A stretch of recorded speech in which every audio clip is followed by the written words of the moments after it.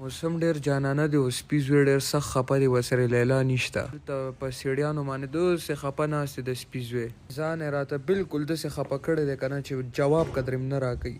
وګوره د سپي زوی څومره ښایسته باران شوی دی او یخ موسم دی خو تا سره لیلا نشته. برن برن راته مه ګوره. ګوره سپي زویه کیسه داسې ده که نه چې څو پورې یې ماله واده نه کړی زه به یې تا هم نه کوم.